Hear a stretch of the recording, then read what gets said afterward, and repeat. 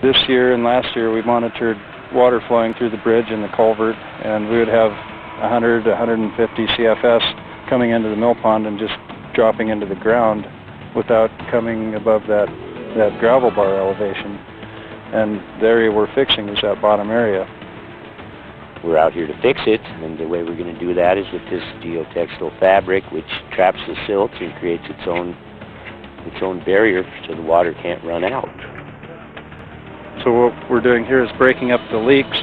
We're putting down the fabric to keep the material in place. And we're using the filter fabric. One of the main reasons is that the cost of it is quite a bit less than a solid stick. And because it doesn't hold water perfectly, but we're able to line a much larger area at the bottom with it.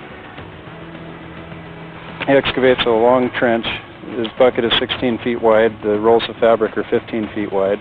Excavates a long trench the size of his bucket. They roll out the fabric, and he drives up beside the trench and excavates that material, places it on the fabric, and then proceeds that way, unrolling another roll of material behind it.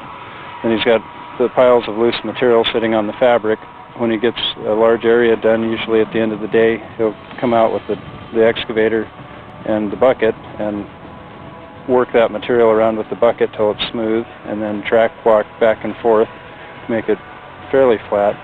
And it has been drying out well enough where they can get a grader out to make it smooth and contoured. I think the overlap is, they call for 6 inches, but we're putting about 18 or so to make sure it doesn't pull out for the voids underneath it. So, yeah, I think it'll hold it good. Looks good. We had a lot of rain yesterday and the water's still on top, so it's a good sign. Yeah, we got to get it so it's tapered so it overlaps good, ties it in. Yeah, we're just going to pull these lines straight out from the direction we're going, which is north-south. Then we'll go east-west so we can deal with the pilings and the obstacles over there because of sawdust and bark and whatnot. When you're raised in a town and something like this happens, it's kind of cool, because you're kind of attached to the project. Okay, Pete, there's your stick. You got her? So if we come straight off of here, we're going to miss that? You're going to miss it, Jimmy, but if you keep them rolls straight and keep rolling straight, then you're going to have a different angle on it. Basically, the machine behind me is an excavator. It weighs 60,000 pounds. It's the only machine that we're taking out here on the mud. Anything with tires wouldn't work out here. You have to have tracks and the flotation, the ability to pull yourself out. Rod Klickna, my partner, and I, we like to call it our lake fishing bucket. I've never quite seen one like it. I always wanted to have one. It's not really designed for any heavy digging, but this mud, it seems to handle it just right as long as I'm getting out from underneath my load before I get the load. Pretty sure to tip over if a guy wasn't watching what he was doing. So far I haven't tipped over. The studies indicate with this material that we're using, this fabric, that it needs to have at least 2 feet of cover over the top of it in order for the fines to come down and get trapped, therefore creating a seal. And they jammed these in at an angle that guided the logs through the pilings to go into the mill. There was a bunch of timbers that were at an angle, and they'd back the train in, flip the chains off, and the whole load of logs would go splash right into the water. And they had these pilings drove into the ground. Well, this black splooge right here, this is just your decomposed stuff from the last 10,000 years. And the yellow layer down here is from a Missoula flood, which was before that. The reason it gets darker as it goes down is on the bottom is the oldest stuff. Very tacky, very sticky. It'll hardly come out of the bucket. Looks like clay. It's really elastic. Watch, I'll stretch it. At any rate, you can see here how it's black all around it. And that's a clear sign that it's been leaking and taking this black soil down through this yellow soil. Picture of it came right off the side of it. Very clearly, this is a leak. As all the pilings, every piling's leaking just like this one is. As soon as that one was in there about six feet, and they're sharpened on the end just like a pencil. Lots of leaks over here. Tons of them. It's still real wet. That's how come I have to go down so deep. Because if I don't go down deep enough to get to this yellow stuff, and I lay the fabric down not that deep, we can't run on it and backfill it. It'll rip the fabric. Well, I'm moving over 90,000 yards a day right now.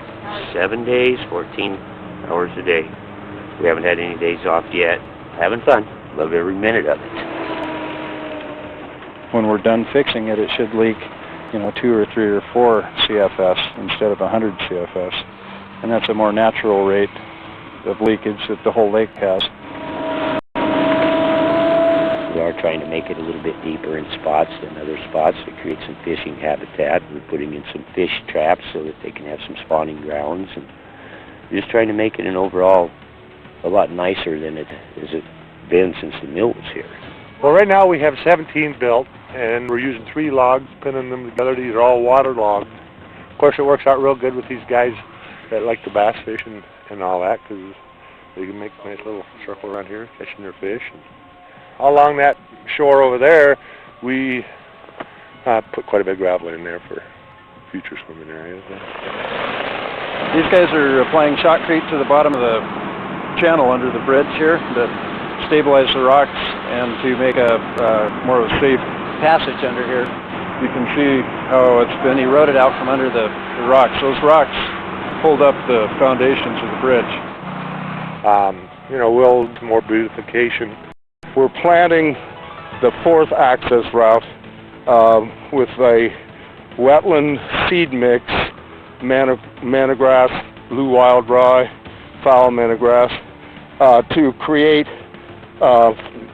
habitat for wildlife, fisheries, and we have also planting willow, red osier dogwood to stabilize the banks.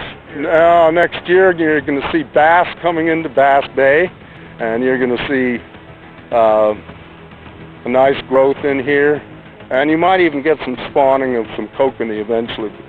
I'm confident that the lake will seal. Of course I'm confident in my own abilities, but I'm more confident in the foundation members and the property owners and Mr. Sempre's with their dedication to completing the project at hand. And basically we're just looking for a real successful program that is something that'll work forever. Hopefully Steve and I will be standing here sipping on some Pepsis and talking about what a good job we've done. And God knows we're trying our best.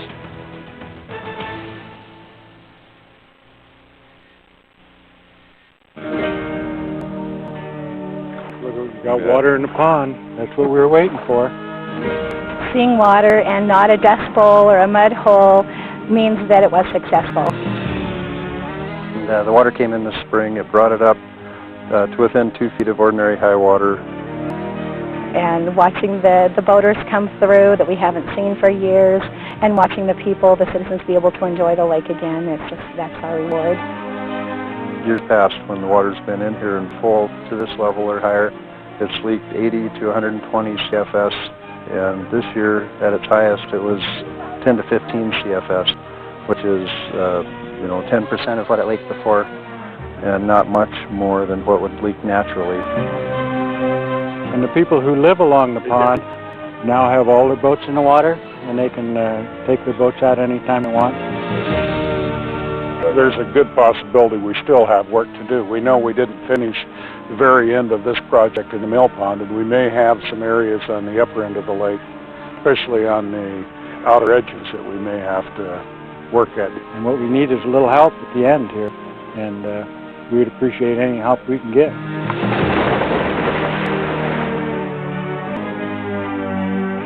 Anybody will tell you who saw this place last year and the year before and the year before, they'll tell you how much we've accomplished, and it's tremendous. So the fishermen are using the lake again, and the kids have a swimming area again for the first time in 5 or 6 years, so I think it's been a great success. We think it's a wonderful part of the history of Spirit Lake. It will be. And that the grandkids and the great-grandkids will like to see what was done.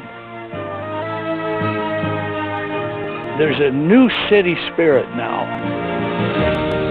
When people come in with their boats and trailers and they buy gas and they buy food and they have a good time and a smile on their face, you have to be right. Or you think you're right, let's put it that way. You think it was worth it.